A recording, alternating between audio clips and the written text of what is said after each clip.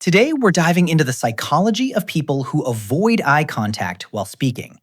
And if you're someone who does this, or you know someone who always seems to look away, there's something important you need to understand. It's not shyness, it's not awkwardness, and it's definitely not about hiding something. There's actually deep psychology behind this behavior, and once you truly understand it, you'll never see yourself or others the same way again. So let's get into it. Eye contact is powerful. Especially in Western culture, it's considered a sign of confidence, honesty, and respect. You've probably heard someone say, "Look me in the eye when you talk to me." But here's the truth. Maintaining eye contact doesn't come naturally to everyone. For some people, avoiding it isn't a choice. It's their brain reacting, not something they're consciously doing. Reason number one, social anxiety. The moment you start talking to someone and your brain begins thinking, "Are they judging me right now?" your body immediately shifts into threat mode. Your heart races, your muscles tighten, and your eyes instinctively look away. Psychologists call this the fight, flight, freeze response. And looking away is your brain choosing the flight option. Research also shows that in people with social anxiety, a part of the brain called the amygdala becomes highly active during direct eye contact. So avoiding it isn't rudeness. It's the brain trying to protect itself from feeling exposed. Reason number two, overstimulation. For some people, especially introverts or those who process things deeply, eye contact becomes one layer too many. They're already listening to your words, picking up on your tone, reading your body language. And adding eye contact on top of all that creates what researchers call cognitive overload. So when someone looks away while you're talking, understand that they're not ignoring you. They're actually concentrating harder on what you're saying. Reason number three, culture and upbringing. In America, eye contact is expected. But in many parts of the world, certain Asian, African, and Native American cultures, looking someone directly in the eye can actually be considered disrespectful, not confident.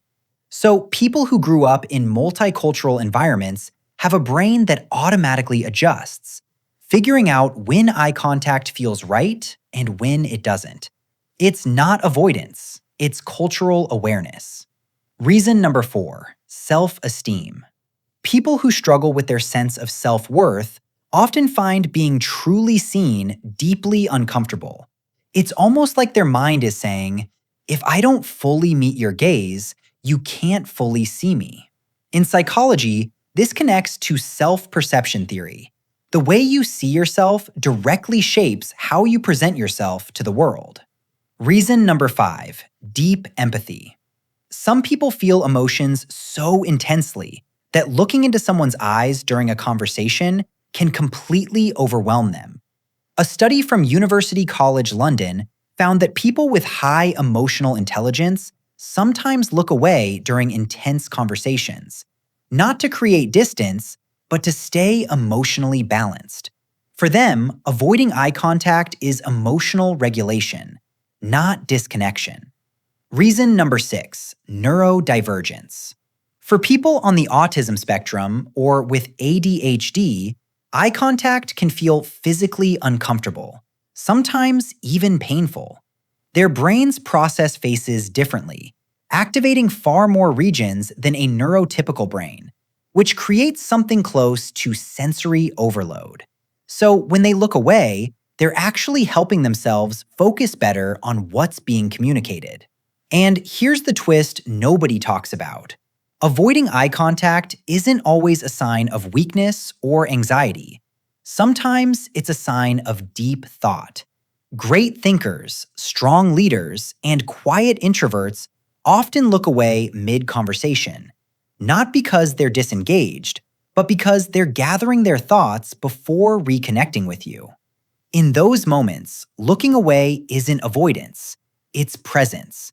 So the next time someone doesn't look you in the eye, don't assume they're lying or uninterested. It could be fear. It could be overstimulation. It could be culture, insecurity, or even a level of empathy you haven't considered. And if that person is you, know that your discomfort with eye contact is simply a reflection of how your mind processes connection. Don't force it. But slowly, in small moments, practice holding that gaze a little longer, and confidence will follow naturally. Eye contact is powerful, but it's also personal. It's not just communication, it's vulnerability. Looking someone in the eyes means saying, I see you, and I'm letting you see me. Not everyone is ready for that all the time, and that's completely okay. If this gave you a new way of seeing yourself or the people around you, hit subscribe right now. Because here on Mind Decoded, we break down the kind of psychology that actually explains why humans do what they do. The stuff nobody teaches you in school. Mind Decoded. Because understanding your mind changes everything.